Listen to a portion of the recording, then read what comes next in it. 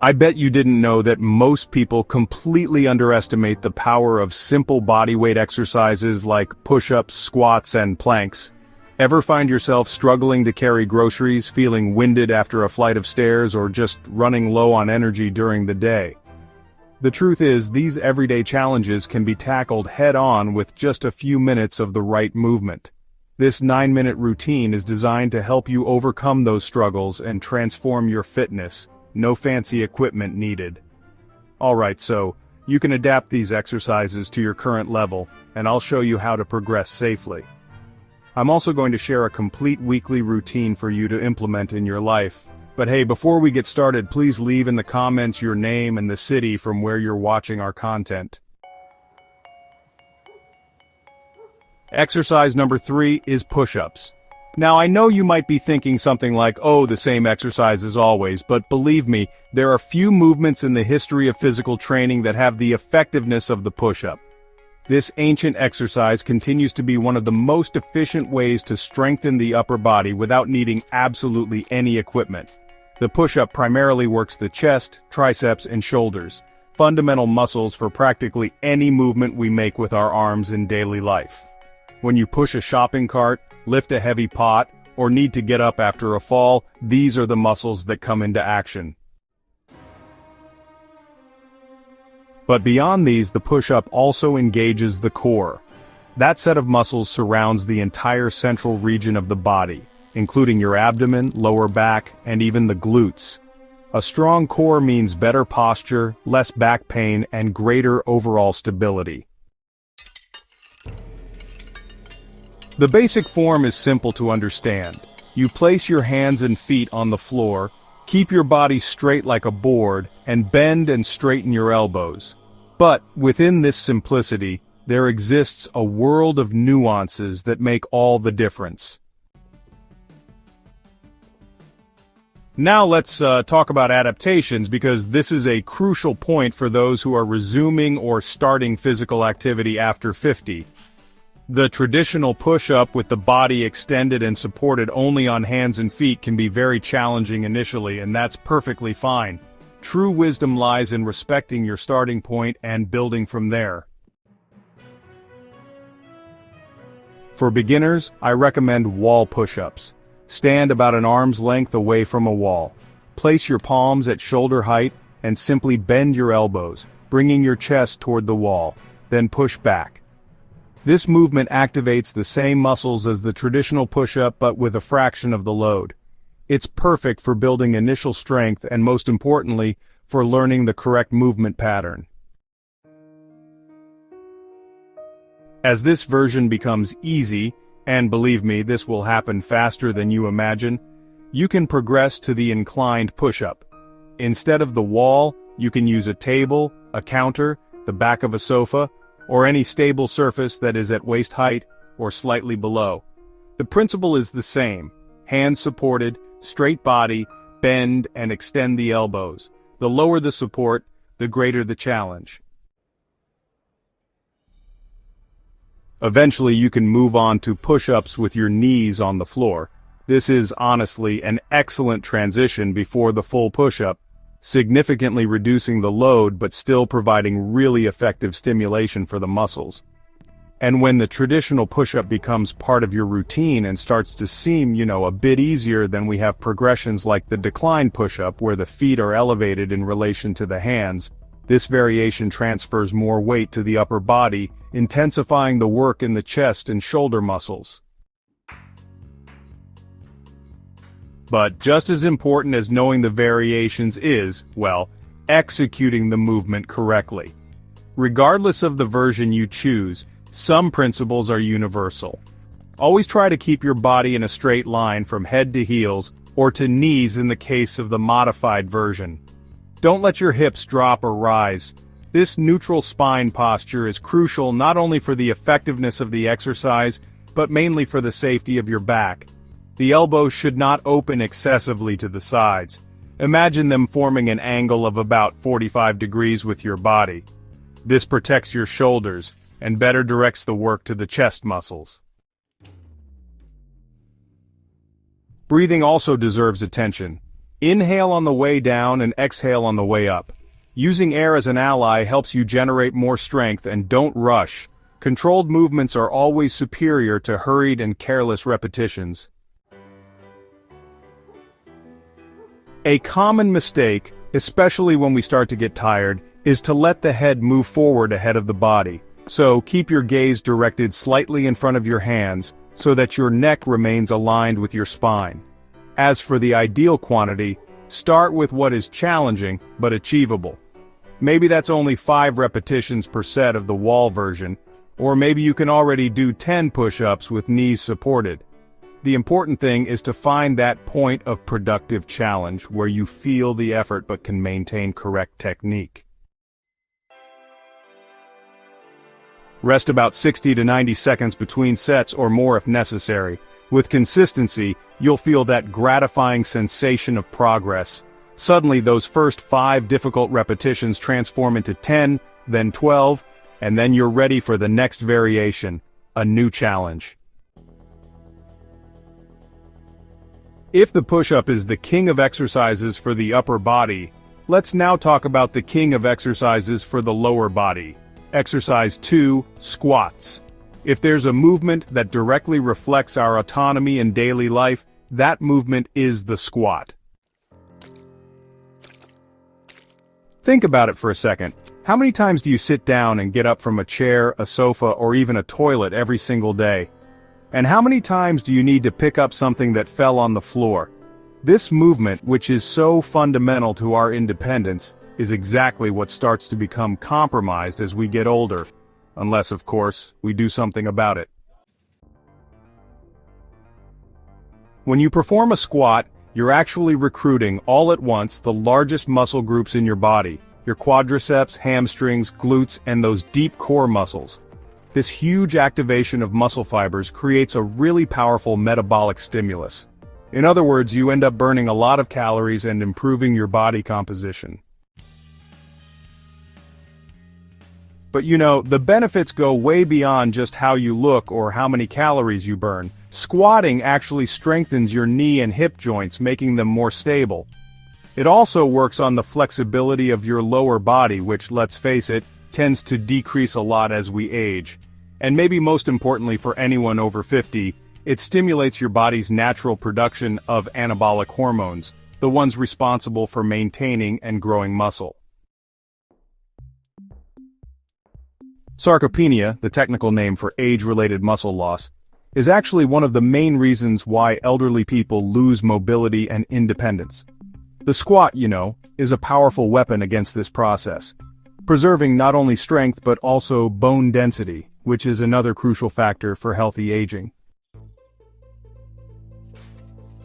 The squat is, essentially, the act of bending the knees and hips to lower the body toward the floor, and then returning to the starting position. It seems simple, and in essence, it really is. But just like with push-ups, the squat has several versions that can be adapted to your current level of conditioning. If you're resuming physical activity after many years, start with the assisted squat. Use a stable support, like the back of a sturdy chair, to help maintain your balance as you go down and up. The movement should be controlled and unhurried. Alright, so as your confidence and strength increase, you can progress to the free squat without support. And eventually, to increase the challenge, you can incorporate elements like holding light weights. Water bottles are great to start with, or just increasing the number of repetitions is already a way to progress. As your confidence and strength increase, you can progress to the free squat without support, and eventually, to increase the challenge, you can incorporate elements like holding light weights. Water bottles are great to start with, or just increasing the number of repetitions is already a way to progress. A particularly gentle variation for those with knee problems is the partial squat, where you go down only as far as is comfortable without necessarily reaching the position of thighs parallel to the floor. With time, and as mobility and strength improve, you will naturally be able to increase the range. As for proper execution, some points are essential. Your feet should be approximately shoulder width apart, with your toes pointing just a bit outward. As you descend, imagine you're sitting in a chair that's right behind you. This helps move the hips backward, protecting the knees. Keep your chest lifted and your spine in its natural curve, neither excessively arched nor completely straight. The knees should follow the direction of the toes without collapsing inward. If this happens, it's a sign that you need to strengthen the hip stabilizer muscles, something that the squat itself will help resolve over time. A very common mistake is letting the heels lift off the floor during the movement. This usually indicates a lack of flexibility in the ankles and, honestly, it unbalances the entire exercise. If you notice this happening, you can place a small support, like a folded towel, under your heels while working in parallel on ankle mobility. Inhale as you descend, expanding your abdomen, and exhale forcefully as you rise, especially in the most difficult part of the movement.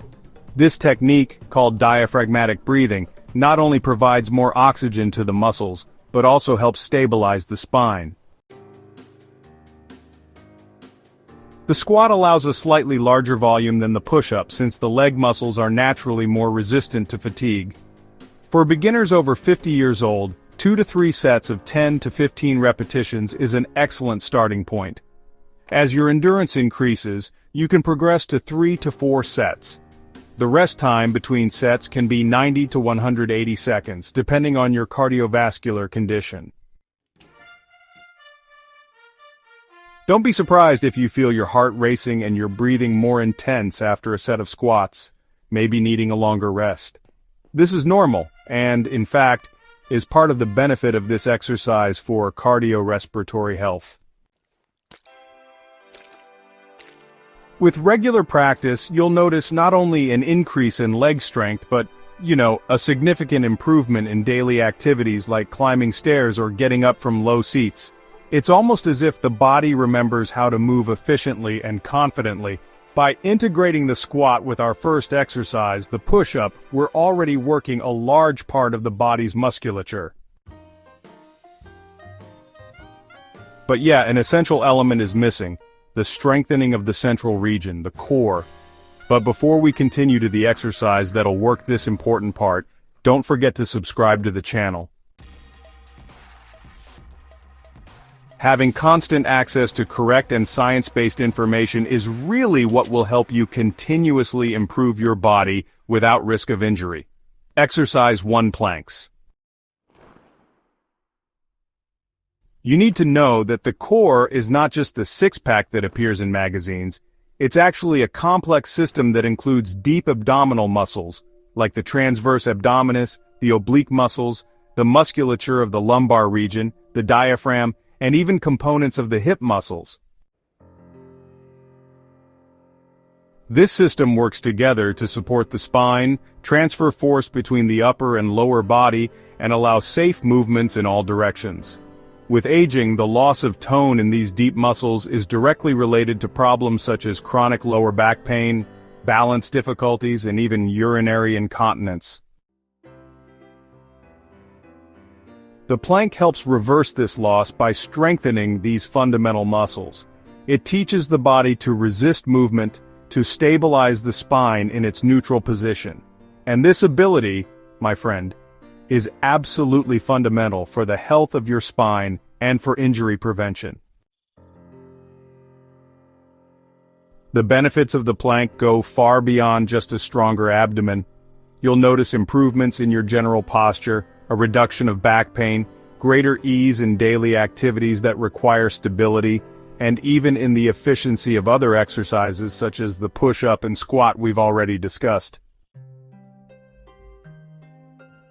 The basic version of the plank is performed in a 4-point position, as if you were going to do a push-up, but supporting your forearms on the floor instead of your hands. The elbows are directly below the shoulders, feet hip-width apart, and the body forms a straight line from head to heels. Sounds easy, right? Try maintaining this position for 30 seconds and then we'll talk. But just like with other exercises, we have fantastic adaptations for beginners. The plank can be done with knees on the floor, significantly reducing the load, or even standing against a wall or a table, similar to the adaptation we mentioned for the push-up. So correct technique is essential to obtain the benefits and avoid injuries. Some key points to observe: maintain the neutral line of the spine, neither excessively arched nor completely straight. The position should be the one you would naturally assume if you were standing with good posture. Actively engage the core. It's not enough to just be in the position. Imagine you're pulling your navel slightly toward your spine, but, without holding your breath. This conscious activation really makes all the difference. The shoulders should be relaxed away from the ears. It's common to elevate the shoulders toward the neck when we're under tension, but this actually diverts work from the core and can cause discomfort in the neck. Breathe steadily and in a controlled manner. The tendency, is to hold the breath during isometric exercises like the plank, but this unnecessarily increases intra-abdominal pressure and actually impairs execution. A very common mistake is letting the hips drop toward the ground, which creates excessive curvature in the lumbar region. Another frequent error is elevating the hips. Both positions compromise the correct work of the core and, can overload other structures. As for sets and repetitions, the approach for the plank is a bit different. Since it's an isometric exercise, we work with time instead of repetitions. For beginners, 3 sets of 10 to 20 seconds, with rest of 45 to 75 seconds between them, is a good start.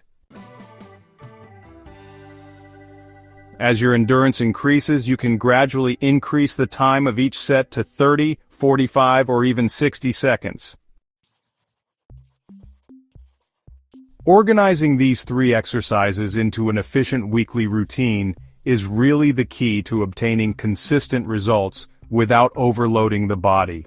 After 50, muscle recovery tends to be a bit slower, and we need to respect this rhythm to avoid injuries and ensure progress.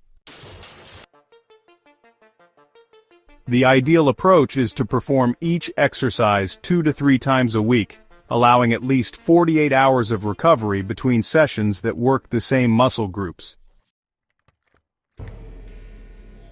So this means we can create a training routine on alternate days, or, if you prefer to train on consecutive days, just alternate the focus of the exercises. Here's a suggestion for a weekly routine. Alright, Monday. First, start with the warm-up, like 5 minutes of light walking or maybe some joint movement. Then go for 3 sets of push-ups in the version that's appropriate to your current level. After that, 3 more sets of squats and 2 sets of planks, and finish up with a light stretch. Now for Tuesday, it's an active recovery day. A 20 to 30 minute walk at a moderate pace or some light mobility exercises are both excellent options. Alright, so Wednesday's warm-up is pretty much similar to what we did on Monday. For squats, you'll go for 3 sets, and, if you're feeling up to it, try to slightly increase the number of repetitions compared to Monday. For the plank, we're also aiming for 3 sets, just trying to hold on a little longer each time. Now, push-ups. Let's keep it to 2 sets today. Since we've already worked the core quite a bit with the plank, we're reducing the volume of push-ups a little. Thursday is, another day of active recovery, just like Tuesday. Remember, staying consistent on these lighter days is just as important as giving it your all on those more intense training days. To end the week on a high note, Friday starts with a slightly longer warm-up, about 7 to 8 minutes. Then, we're switching things up with a circuit. That means you'll alternate between the 3 exercises, doing 1 set of each with minimal rest in between, and then you'll repeat the circuit 3 times. This method adds a nice cardiovascular component to your workout. After that, just finish up with a good stretch. If you enjoyed this and want to learn about more isometric positions beyond the plank, ones that can heal and strengthen your body no matter your age, we're showing a video right now with the best options for each part of your body. Thank you so much for sticking with me this far, and may God bless you, my friend.